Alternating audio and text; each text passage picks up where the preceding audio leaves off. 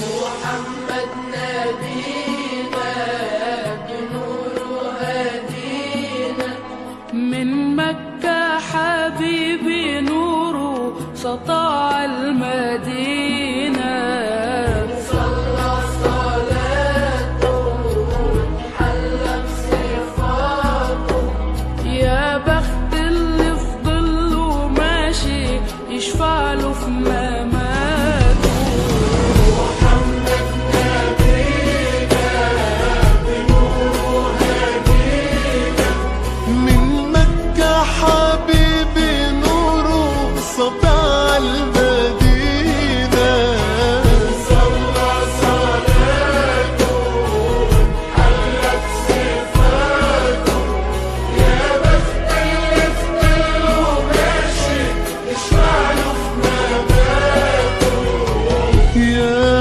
إمامنا يا أمين يا سند للمسلمين يا حبيبي يا محمد يا ابن عبد الله تمت الرسالة تمام والحبيب مسك الختام طول حياتي وفي صلاتي بدعى أصلي وراه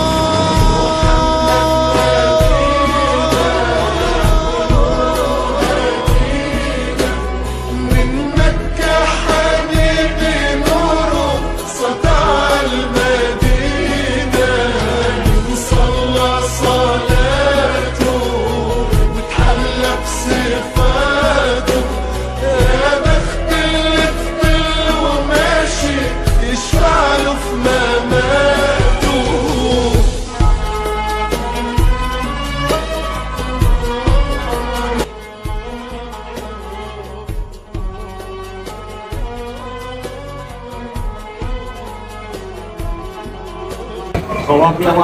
আসসালামু আলাইকুম। আপনাদের সবারই মনে হতে পারে অনেক রকমের কোশ্চেন ক্রিয়েট হচ্ছে কিংবা প্রশ্ন চলছে যে আজকে আজহার ইসলাম আমাকে কেনে ডাকাত ডেকেছে, চলছে কি চলে না? তো আপনারা এটাকেও ভাবেন না যে আমি পলিটিক্স আছি, কি পলিটিক্সের লেগে ডেকেছি, কি আমার পার্টি করতে হবে, কি পলিটিক্স করতে হবে। আপনারা আমাদের ধর্ম প্রচারক, আপনারা আমাদের ধর্মের জন্য যা করছেন আপনারা করে যান। আপনারাকে ডাকার আমার একটাই উদ্দেশ্য, কি কয়েকদিন আগে আমাদের গ্রামে একটা ঘটনা ঘটেছিল। আমাদের মুরগি সাহেব নাই, জুম্মার নামাজের পর আমাদের এই আকমাল মাওলানা সাহেব এসেছিল। এসে উনি আপনার নিজের বক্তব্য রেখেছে, কি চোর করতে গেলে চোরের সাজা কি আছে, সুদ খেতে গেলে সুদের সাজা কি আছে, মুনাফাকি করতে গেলে মুনাফাকি কোনটাকে মুনাফে বলা যায়, এই ধরনের ইনি নিজের বক্তব্য রেখেছে।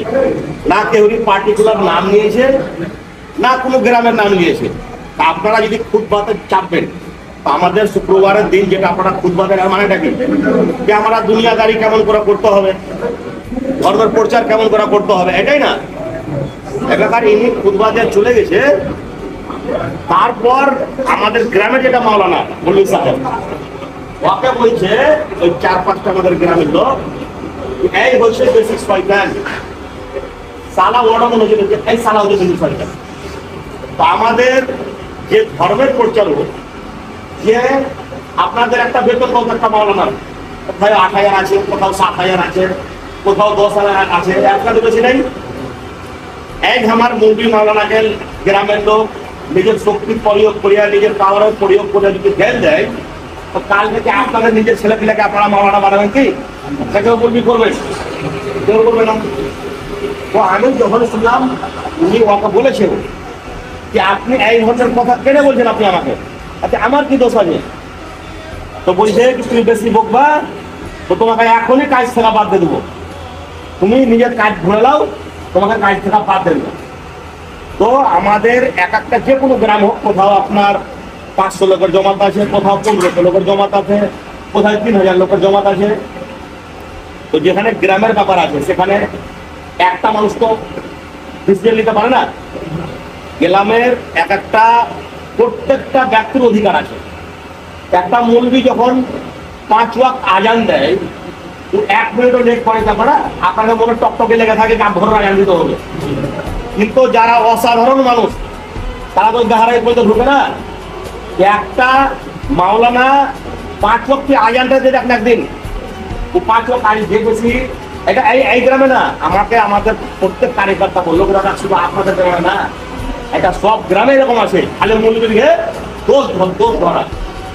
তো মানুষের দ্বারা যত ভুল হয়, আল্লাহ যখন আমরা ক্ষমা করতে পারে, 100টা ভুল করার পর আল্লাহ বুঝতে পারে মাফি যখন মাফ করে দেবো।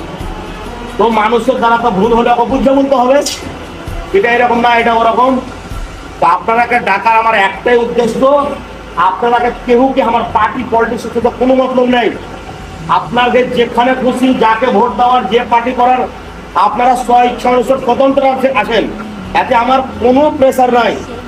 আমার একটাই উদ্দেশ্য যে আমাদের ধর্মের সাথে, আমাদের মৌলভী সাহেবের সাথে, মাওলানার সাথে যদি কোথাও আপনাদের সাথে অন্যায় হয়, আমি তো আগে বিজনেসম্যান ছিলাম, নেতা ছিলাম না, এখন আমি একটা নেতা হয়েছি। নেতার কর্তব্য হচ্ছে ও গরিব হোক, মুসলিম হোক, হিন্দু হোক, খ্রিস্টান হোক, আদিবাসী হোক, মুসলিম হোক, সবারই সুখে দুঃখে সাথে থাকা। তো আপনার ঘরে কোনো রকমের কোনো যদি অসুবিধা হয়, কোন রকম কোনো লোক যদি কিছু কহে, কাল ভাই এটা সব গ্রামে আগে দুটো চেষ্টা করে, তো তার জন্য আপনারা আমাকে সম্পর্ক করবেন। ইনশাল্লাহ আপনাদের পাশে আমি একদম ইনশাল্লাহ 24 ঘন্টা দাঁড়িয়ে থাকবো। তারপর ওই মানুষ যে আপনারাকে কোনো রকমের কোনো অভদ্র ভাষা করবে, কেউ কি গাল দিল, কেউ কি মারলো, ওর লাগা যেটা কারণে কারবাই করাবার, ওটা আপনাদের সাথে থেকে আমি করাবো। আর আপনারাকে এই জন্য আমি ডাকার উদ্দেশ্যটা আমার মেন এটাই, যে আমাদের সব ওই যে আমার ভিডিওটা সব দেখেছে এলাকাতে, তারপর সবাই ফুল করে দাদা সব গ্রামে এখন খালি মুখে মুখে খোঁজ করে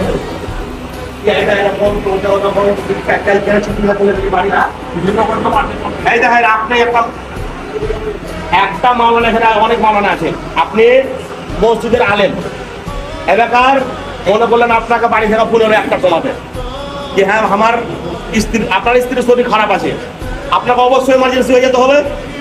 কিন্তু দুনিয়াতে নিজের ফ্যামিলি বাদ দিয়ে তো বড় জিনিস কিছু নেই। মানুষ যে যা করছে নিজের ফ্যামিলির জায়গায়, এলাকার আপনি মনে করলেন ওখানে করে 2 জনকে বলে চলে গেলেন, আমি আমার বাড়ি যাচ্ছি, তুমি নমাজের আগানটা দিয়ে দিও।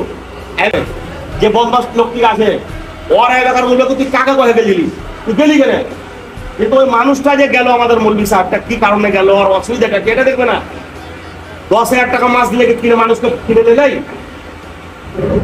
না, ওর সহযোগিতা করতে হবে, ওকে মুসিবতে হেল্প করতে হবে।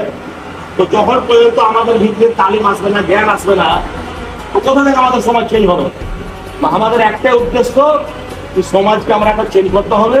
আর সমাজে এই যে অভদ্র টাইপের লোকগুলো আছে ওরাকে সিধা করতে হবে। তো যতক্ষণ পর্যন্ত আপনারা ওর প্রতিবাদ না করবেন ততক্ষণ পর্যন্ত সিধা হবে না। ডেলি হতে থাকবে, মারতে থাকবে, ওরাকে থেকে আপনি এই জন্য আপনাকে আমার অনুরোধ হচ্ছে যে আমাদের এই অঞ্চলটাতে কোনো রকমের কোনো আপনাদের অসুবিধা হবে, আপনারা ডাইরেক্ট আমাকে কন্ট্যাক্ট করবেন। আপনারা কেউ কোনো পার্টি করার দরকার না, আপনারা যে যেখানে আছেন, যে যা করছেন, আপনারা এটাই করেন, আমার কোনো ইয়ে না। আপনাদেরকে সেই জন্য আমার টাকা হয়েছিল। আর ইনশাল্লাহ এরপরও মাঝে মধ্যে আপনাদের সেখানে ডাকবো, আপনাদের কাছ থেকে আমিও ধর্মের থেকে জিনিস শিখবো। হ্যাঁ, আর আমি একটা হোয়াটসঅ্যাপ গ্রুপ বানিয়ে দেবো।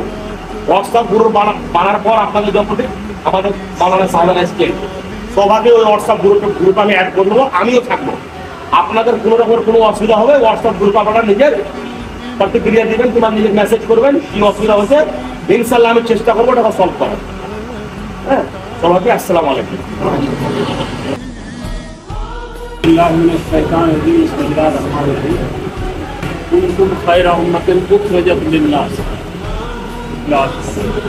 माशाअल्लाह जो माहौल है, ये माहौल में हर एक को कुछ थोड़ा बहुत तजर्बा है कि उलमा के पीछे कुछ लोग अपनी गलती को नहीं देखते हैं, उलमा की गलती को बहुत बड़ा करते हैं।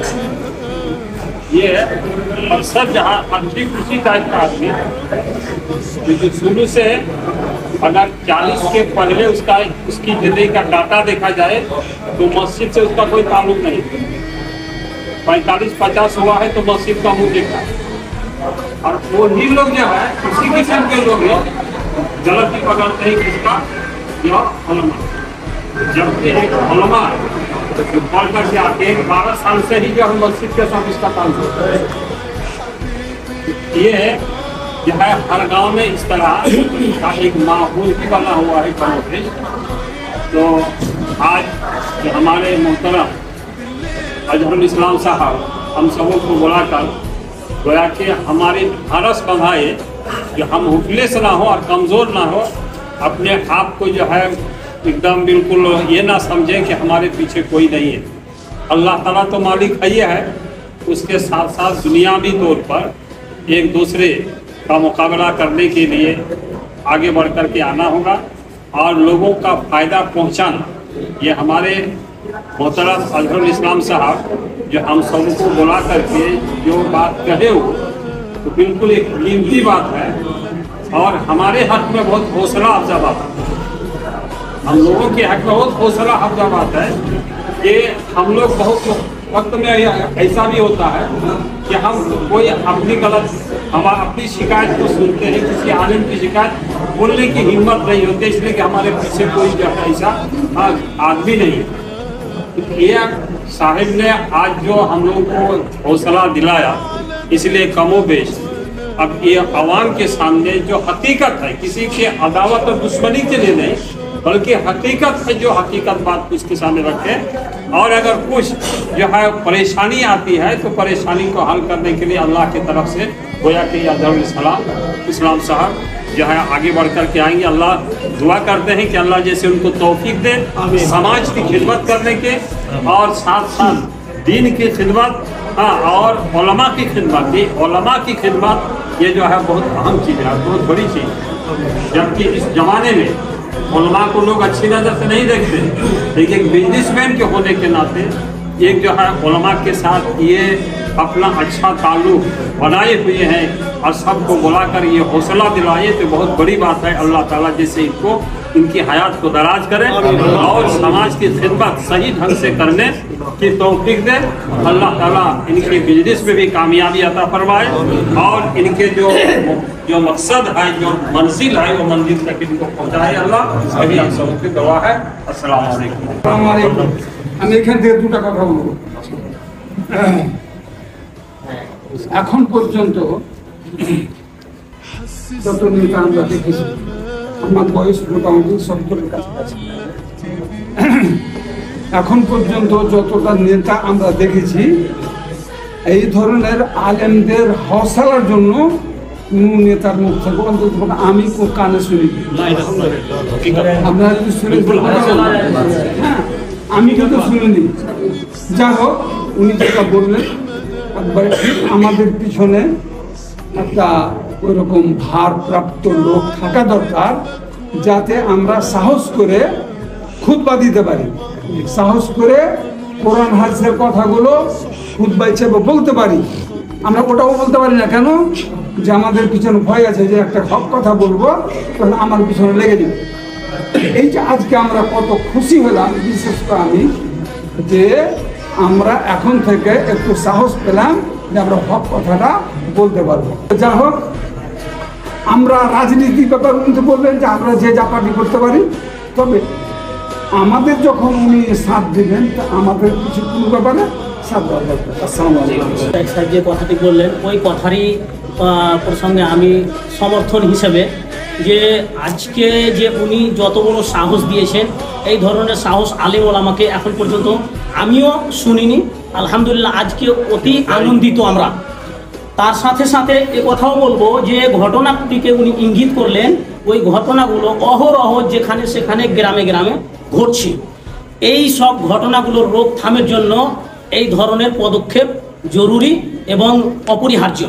তার সাথে সাথে এই সব ঘটনাগুলোর পেছনে কারণ কি, উনি একটা কথা বলেছেন যে আপনি যে কোনো পার্টি করেন না কেন, আপনি যদি উৎপীড়িত হন, অত্যাচারিত, আপনি যদি মাজলুম হন, ইনার কাছে দরখাস্ত রাখেন, বা ইনার মতন আর অনেক অনেক আছেন, হয়তো আমরা খুঁজে পাই না। তো এই সব মানুষদেরকে আমরা এইসবগুলো রাখতে পারি। এর পেছনে যে কারণটা স্পষ্ট হয়ে আসলো সেটা হলো যে প্রত্যেক গ্রামে দুটা তিনটা অনেক ধরনের পার্টি হতে পারে। বিশেষভাবে দুই দিকে মানুষের টান থাকে, কেউ এই দিকে সমর্থন, কেউ ওই দিকে সমর্থন। যার কারণে মাঝখান থেকে বেচারা ইমাম সাহেব, মৌলভী সাহেব বা মাদ্রাসাতে যে যিনারা আছে উনারা উৎপীড়িত হন এবং মাজলুমিয়াতের শিকার হন। কেন? হক কি না হক কি তখন কিছু দেখা হয় না। আলেম সাহেব কি বলেছেন না বলেছেন ওটা দেখার নয়, যেহেতু ওই আলেম সাহেবের যে কোনোভাবে উনি বুঝতে পেরেছেন যে এর সমর্থন ওই দিকে আছে, অতএব এই দিককার আমি তো যে হক বলুক বা না হক ওর বিরোধিতা করতেই হবে।